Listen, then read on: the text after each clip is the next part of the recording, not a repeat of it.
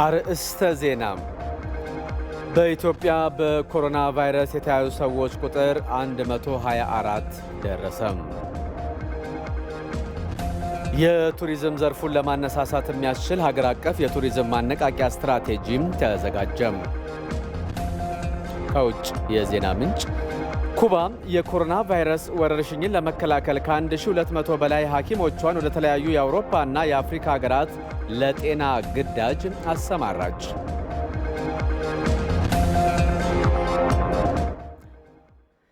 ጤና ይስጥልን። ይህ ኢቲቪ ዜና 57 ነው። ከኛ ጋር ሆኑ።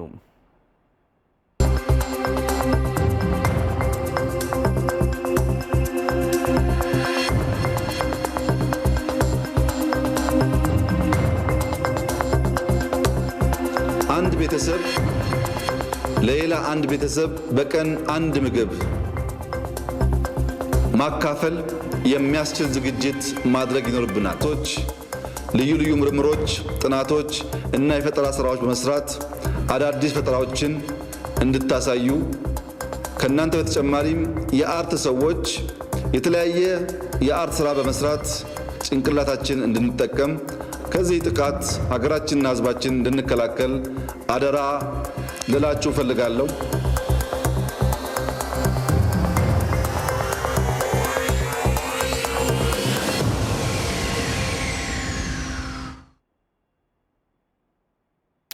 ከኮሮና ቫይረስ ራሳችንም ሌሎችንም እየተጠነቀቅን እንጠብቅ እያልን ቲቪ ዜና 57ን እንቀጥላለን። እስከ ዳር ይኩኖ አምላክ በምልክት ቋንቋ ዜናውን በመምራት ተመስገን በየነ አብረናችሁ እንቆያለን። ከጃክማ የተላኩት ሶስተኛ ዙር የኮቪድ-19 መከላከያ ግብዓቶች በዛሬው ዕለት መድረሳቸውን ጠቅላይ ሚኒስትር አብይ አህመድ ገለጹ። 199300 በንክኪ መከላከያ ልብሶች፣ 300 የመተንፈሻ ቬንቲሌተሮች፣ 708 የሙቀት መለኪያዎች፣ 28500 የሕክምና ጓንቶችና 3800 የአፍና አፍንጫ መሸፈኛ ጭንብሎች ከደረሱት ግብዓቶች መካከል ናቸውም ብለዋል ጠቅላይ ሚኒስትሩ። ጠቅላይ ሚኒስትር አብይ ከአፍሪካ ጎን በአጋርነት የቆሙትን ጃክማን አመስግነዋል። መረጃው ከጠቅላይ ሚኒስትሩ የማህበራዊ ትስስር ገጽ ላይ ነው ያገኘ ነው። ሪፖርተራችን ተስፋዬ ጫኔ እንደዘገበው ከዚሁ ጋር ተያይዞ የኢትዮጵያ አየር መንገድ ካርጎ ክፍል ዳይሬክተር የሆኑት አቶ ፍጹም አባዲ ድጋፉም የተለያዩ የሕክምና ቁሳቁሶችን ያካተተ መሆኑን ነው የተናገሩት። አሁን የመጣው ደግሞ ወደ 54 ሀገራት እንደገና የኮቪድ-19 ጃክማ ዶኔሽን ነው። ሶስተኛው ዙር ማለት ነው። 61,000 ኪሎ ነው መጥቶ ያለው 54 ሀገራት እና ዲስትሪቢዩት እናደርገዋለን። አሁን እንግዲህ በዚህ ሶስተኛው ዙር የመጣው የፒፒ የምንለው ወይ ፐርሰናል ፕሮቴክሽን ኢኩዊፕመንት የምንለው ፌስ ማስክ የምንለው እና የቬንቲሌሽን ማሽኖች ናቸው መጥተው ያሉት። እነዚህ ወደ 54 ሀገራት ከነገ ጀምሮ ዲስትሪቢዩሽን እንጀምራለን ማለት ነው። ፕሬዚዳንት ሳህለወርቅ ዘውዴ በቪዲዮ ኮንፈረንስ በተካሄደው የዩኔስኮ ዓለም አቀፍ ስብሰባ ላይ ተሳተፉ። የፕሬዚዳንቱ ጽህፈት ቤት እንደገለጸው ፕሬዚዳንት ሳህለወርቅ የወደፊት የትምህርት ዕጣ ፈንታን በሚመለከት ዓለም አቀፉ የትምህርት የሳይንስና የባህል ድርጅት ዩኔስኮ ዓለም አቀፍ ኮሚሽን ሁለተኛ ስብሰባም ላይ ነው የተሳተፉት።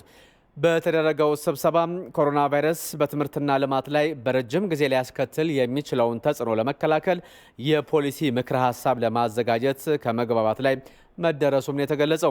በኮቪድ-19 ወረርሽኝ ሳቢያ ከመጀመሪያ ደረጃ እስከ ከፍተኛ ትምህርት ተቋማት በመዘጋታቸው በዓለም ላይ ከ1.5 ቢሊዮን በላይ ተማሪዎች ከትምህርት ገበታቸው ተስተጓጉሏል።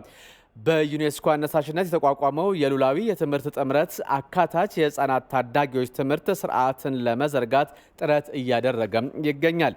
የርቀት ትምህርት በወረርሽኙ ሳቢያ የተስተጓጎለውን የመማር ማስተማር ችግር በአፋጣኝ ለማጥበብ ብሎም ግልጽና ተለዋዋጭ የትምህርት ስርዓት ለመዘርጋት ስለሚረዳ እንደ አማራጭ ተቀምጧል።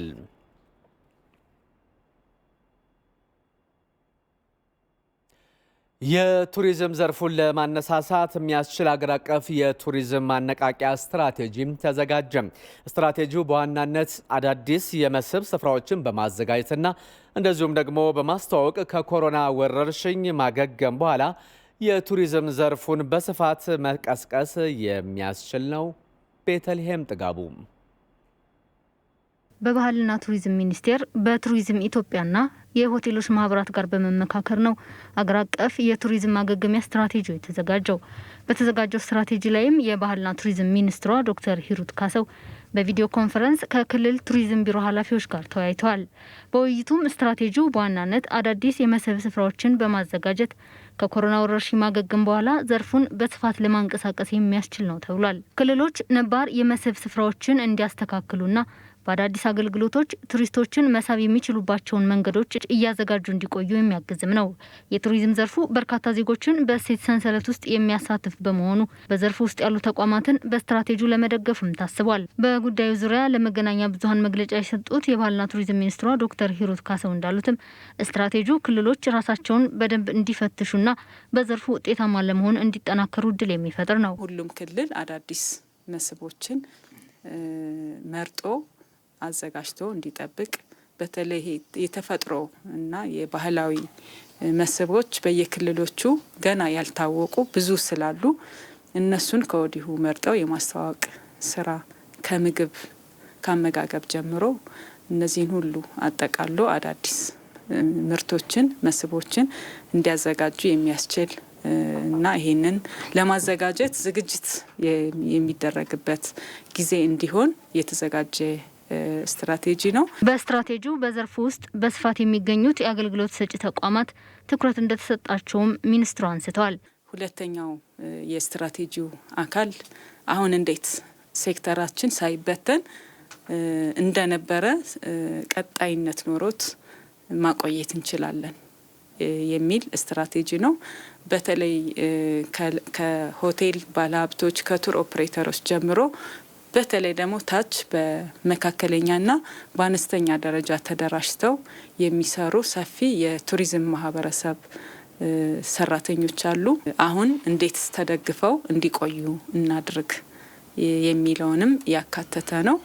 ከክልሎቹ ጋር በተደረገ ውይይት ሆቴሎች በተጠቃሚ ማጣት ከፍተኛ አደጋ ውስጥ እንደሆኑም ተመላክቷል። የሀገር ውስጥ ቱሪዝምን ለማነቃቃት አገልግሎት ላይ ማሻሻያዎች ማድረግ እንደሚያስፈልግ በስትራቴጂው መመላከቱን ያብራሩት ደግሞ የባህልና ቱሪዝም ሚኒስቴር አማካሪ አቶ ይስፋልኝ ሀፍቴ ናቸው። ስትራቴጂው ላይ ሞር ፎርዋርድ እንዲሆን የተደረገው ጉዳይ ምንድን ነው? ከውጭ ቱሪስቶችን ከምናስተዋውቅበት ጎን ለጎን በሰፊው ግን የሀገር ውስጥ ቱሪዝም ላይ ፎከስ አድርገን መስራት። ስለዚህ አንዱ የምንሰራው ስራ ከዚህ ከክልሎች ጋር በተያያዘ በጣም በረከሰ ወይም በተመጣጣኝ በሆነ ዋጋ የሀገር ውስጥ ቱሪስቶችን መሰረት ያደረገ ፓኬጅ በማዘጋጀት በዛ መሰረት የተጎዱ የኤስታብሊሽመንቶች ቶሎ ወደ ስራ እንዲገቡና ስራ እንዲጀምሩ የማድረጉ ስራ ይሆናል ማለት ነው። ሁለተኛው መሰረታዊ ስራ ደግሞ ትንንሽ በማህበራት ደረጃ የተደራጁ አካላትን እንዴት ይደግፏቸው፣ እንዴት ወደ ስራ ያስገቧቸው የሚለው ነገር ላይ ከክልሎች ጋር በመነጋገር በዛ መሰረት ከትልልቆች ባንኮች የሚደረግ ድጋፍ በተመሳሳይ መልኩ በእነዚህ በትናንሽ ወይም በማይክሮ የተቋቋሚ ኢንስቲትዩሽኖች በኩል እንዲሰጥ የማድረጉ ስራ በሰፊው ስትራቴጂ ላይ እንደሚሰራ ታሳቢ ይደረጋል። ሆቴሎች በኮሮና ወረርሽኝ ሳቢያ ያሉበትን ጊዜያዊ ችግር ለመሻገር በአማራጭ ዘርፎች ላይ እንዲሳተፉ ይጠበቃልም ተብሏል። በበሽታው መከሰት ሳቢያ አዲስ አበባ ላይ ብቻ የሚገኙ 88 በመቶ ያክል ሆቴሎች በከፊልና ሙሉ በሙሉ እንደተዘጉም በመግለጫው ተጠቁሟል። ኢትዮጵያ ያሏትን የባዮቴክኖሎጂ ቤተ ሙከራዎች በመጠቀም በኮሮና ቫይረስ ላይ የሚደረጉ የጥናትና ምርምሮችን ውጤታማ ማድረግ እንደሚገባ ተጠቆመ። የኮሮና ቫይረስ ያለበትን ሰው ከመለየትም ባለፈ ከሰው ወደ እንስሳት እንዳይተላለፍና በእንስሳት ሀብት ላይ ቫይረሱ ጉዳት እንዳያደርስ በትኩረት መስራት እንደሚገባ ነው የብሔራዊ እንስሳት ጤና ምርመራና ጥናት ማዕከል ያሳሰበው። ኮሰም ብርሃኑም ዝርዝር አለው።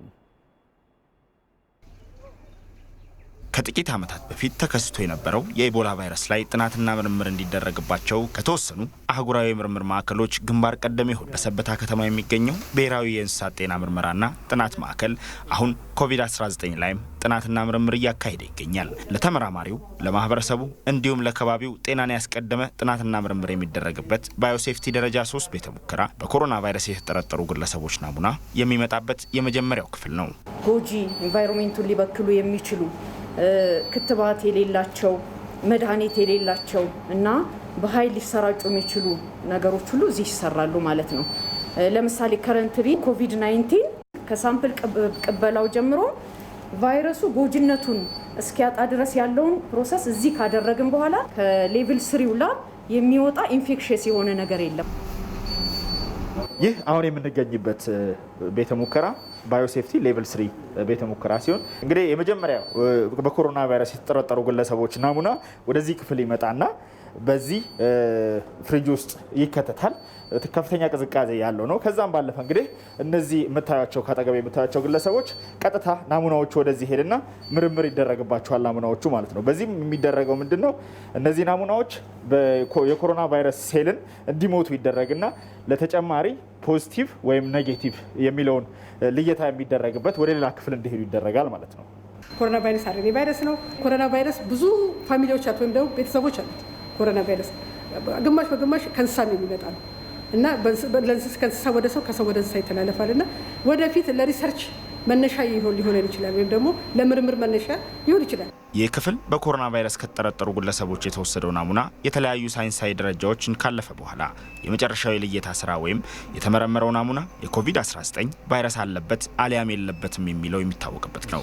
ከዚህ ባለፈም የኮቪድ-19 ቫይረስን ዘረመል በመመርመርና በመተንተን ቫይረሱ ነገ ምን ሆኖ ይመጣል፣ ትላንትስ ምን ነበር የሚሉ ጥያቄዎች መልስ ያገኛሉ። የቫይረሱ ቢሄቨር ወይም ካራክተሪስቲኩ ምንድን ነው የሚለውን ለመተንተን የሚቻለው መጀመሪያ ዘረመሉ ተንትኖ ነው። ለሳምፕሉም ድረስ ደህንነቱን ጠብቆ ባዮሴፍቲ ሌቨል 3 ላይ ነው መሰራት ያለበት። ከዚህ በፊትም የተሰሩ ሃይሊ ፓቶጀኒክ አቪያን ኢንፍሉዌንዛ አለ፣ ኢቦላ አለ፣ አሁን ኮሮና መጣ፣ ሌላም ደግሞ አናውቅም ነገ። እነዚህ ፋሲሊቲዎች መኖራቸው እነዚህ በጊዜ አቅም መገንባት ለወደፊቱም ጥሩ ነው። በግብርና ሚኒስቴር ስር ከሚተዳደረው የብሔራዊ የእንስሳት ጤና ምርመራና ጥናት ማዕከል የሚወጡ የምርምር ውጤቶች ደረጃቸውን የጠበቁ በዓለም አቀፍ ደረጃ ተቀባይነት ያላቸው በመሆናቸው የኮሮና ቫይረስን ለመመርመር ተመራጭ ያደርገዋል። እስካሁንም ከ1500 በላይ ናሙናዎች ተመርምረውበታል። ይሄ እንደ ኢትዮጵያ ሳይሆን እንደ አህጉር አንድ ያለን ሪሶርስ ነው። እኛ ሁሉ ወደፊት እቅዳችን ኮሮና ከሰውም ወደ እንስሳት እየመጣ ስለሆነ እንስሳቶቹ ምን ላይ እንዳሉ በሀገራችን ደረጃ ስለማይታወቅ ከሰዎች ጋር ንክኪ ያላቸውን እንስሳቶችን ለመመርመርም አንዱ እቅዳችን ነው። በሀገር አቀፍ ደረጃ የኮሮና ቫይረስን ለመከላከልና ለመቆጣጠር በጥናትና ምርምር ዘርፉ ተልዕኮ ከተሰጣቸው ተቋማት መካከል የሆነው የብሔራዊ እንስሳት ጤና ምርመራና ጥናት ማዕከል በቀን እስከ 300 ድረስ ናሙናዎች ምርምር ይደረግባቸዋል። የኮሮና ቫይረስ ስርጭትን ለመከላከል መንግስት በአስቸኳይ ጊዜ አዋጁ ያሳለፋቸውን ውሳኔዎች በመተግበር ረገድ ህብረተሰቡ መዘናጋት እንደሚታይበት ኢቲቪ ያነጋገራቸው አስተያየት ሰጪዎች ተናግረዋል። አስተያየታቸውን ሪፖርተራችን ፋሲካ አያሌው ናት ያሰባሰበችው። እነሆ አስተያየታቸው።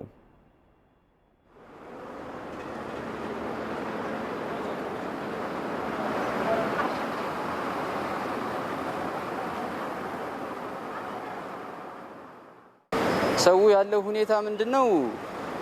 ያው አንዳንዴ ከችግር አንጻር አለ። ምሳሌ ትራንስፖርት ላይ ብትሄጂ አሁን ችግር አለ። ስለዚህ ሰልፍ ያው ርቀቱን ጠብቆ የሚሰለፍ ሰው አለ፣ ከመሃል ሰልፍ የሚያመልጥ ሰው አለ። እዛ ጋር ለምን ገባህ ሲባል በቃ በዛ ጭቅጭቅ ይነሳል። እንደገና ያው መሰባሰብ ይፈጠራል። በዛ ምክንያት ያው ከመሃል ይረሳዋል ሰው እና ያው ሰው አንዳንዴ ወዶም ነው ሳይወድም ያው ተገዶ ጥንቃቄውን የሚዘነጋበት ሁኔታ ነው ያለው።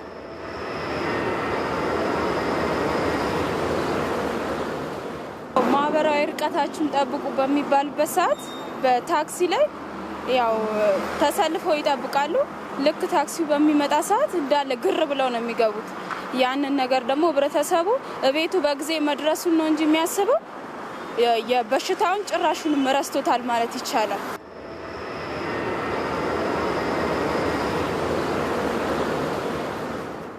የተለያዩ ሀገሮች ላይ ምን እየሆኑ እንዳለ አቅማችን አለ፣ እንችላለን፣ ሁሉን ነገር ማድረግ እንችላለን በሚል ሁኔታ ላይ የነበሩ ሀገሮች ብዙ እየሆኑ ነው ያሉት። ስለዚህ እነሱን ያልቻሉትን ነገር እኛ ሀገር ላይ ደግሞ ትንሽ ሊከብድ ስለሚችል ሰው ከዚህ ከመዘናጋት ላይ ወጥቶ ሁልጊዜ ለራሱ ጥንቃቄን እንዲያደርግ እመክራለሁ። ይህን ነው የምመክረው ለሰው።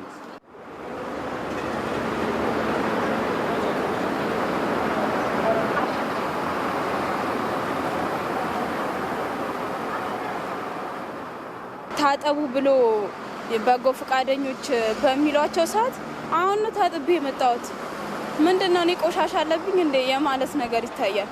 ያም የህብረተሰባችን ትንሽ ግንዛቤ ጥረት አለ፣ ግን ከመጀመሪያ ትንሽ አሁን ይሻላል ብዬ አስባለሁ።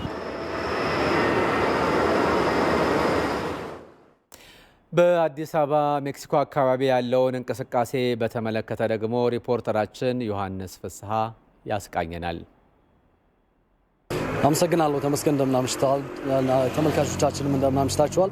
እንግዲህ የኮሮና ቫይረስ ኢትዮጵያ ውስጥ ከተከሰተ በኋላ በመንግስት የተለያዩ ውሳኔዎች ሲተላለፉ ቆይተዋል። ከዛ ውጪ የአስቸኳይ ጊዜ አዋጁን ከታወጀ በኋላ በርካታ ውሳኔዎች ዜጎች እንዲያደርጓቸው ሲተላለፉ ቆይተዋል። እንግዲህ አንዱና ዋነኛው በዜጎች የተላለፈው በትራንስፖርት አገልግሎት የሚሰጡ ትራንስፖርቶች እንግዲህ በ50 በመቶ አገልግሎታቸው እንዲቀንሱ ማድረጉ የሚታወስ ነው። ይህንን ተከትሎ እንግዲህ ይህንን በመተግበር ረገድ ከፍተኛ ውጤት እንደመጣ ማስተዋል ችለናል። እኛም እንግዲህ የትራንስፖርት አገልግሎት ስንጠቀም በተለይ በ50 በመቶ ከ50 በመቶ በላይ እንዳይጭኑ በማድረግ ረገድ ታክሲዎች፣ ሌሎች የትራንስፖርት አገልግሎት ሰጪ እንግዲህ ይህንን በሚገባ ሲተገብሩት አስተውለናል። ነገር ግን አሁን በሚገኝበት ሜክሲኮ እንግዲህ ከፍተኛ ሰልፎች ነው የሚታዩት። ከዛም ባለፈ እንግዲህ ጥግግትን ባላስቀረ መልኩ እንግዲህ ከፍተኛ የሆነ መተዛዘልና መተፋፈግ በተለይ ርቀትን እንኳን መጠበቅ የማያስችል ሁኔታ ነው የተገነዘብኩ ያለሁት።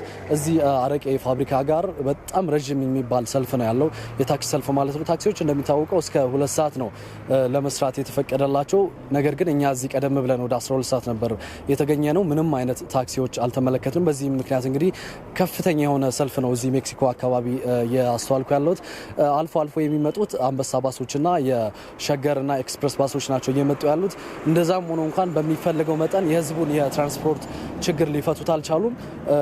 አካላዊ ርቀቱን በሚባለው ልክ እየተተገበረ አይደለም። ስለዚህ ይሄ ደግሞ እንደሚታወቀው ዜጎች አካላዊ ርቀታቸውን የማይጠብቁ ከሆነ ለኖቨል ኮሮና ቫይረስ የመጠቃት እድላቸው በጣም እጅግ ከፍተኛ ነው የሚሆነው።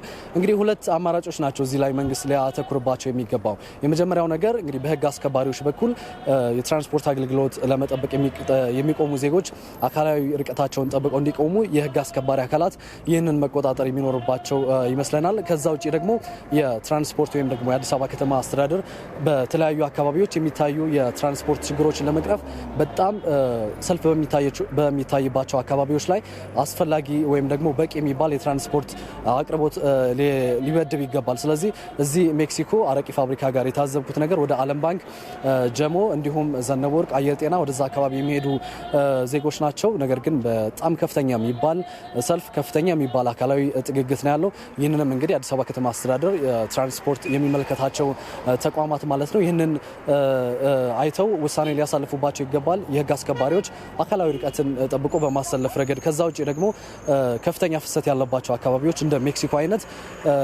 በቂ የሚባል የትራንስፖርት አገልግሎት መመደብ አለባቸው ማለት ነው። እዚህ ሜክሲኮ ያለው ነገር ግን እጅግ ለኖቨል ኮሮና ቫይረስ አጋላጭና ያለውም ሁኔታ መቀረፍ ያለበት ነው። ተመስገን፣ ምልከታ ይህንን ይመስላል። በውጭ ያለውን እንቅስቃሴ ይህን ያህል ከቃኘን እንግዲህ በየቤታችሁ ወይም በየቦታው ሆናችሁ ዜናችንን የምትከታተሉ በተቻለ መጠን ርቀታችሁ እንደምትጠብቁ፣ እንደዚሁም ደግሞ ቁሳቁስን በተቻለ መጠን ላለመንካት ጥረት አድርጉ። ከነካችሁ ደግሞ ቶሎ ቶሎ መታጠብ፣ እንደዚሁም ደግሞ በትናንሽ እቃዎች በመያዝ ሳኒታይዘሮችን መጠቀም እንዳይዘነጋ። ስለዚህ የሚተላለፉ መመሪያዎችን በንቃትና በትጋት ተግባራዊ እናድርግ እያልን ወደሚቀጥለው የውጭ ዜና እናልፋለን። እሱም ኮሮና ላይ ነው የሚያተኩረው።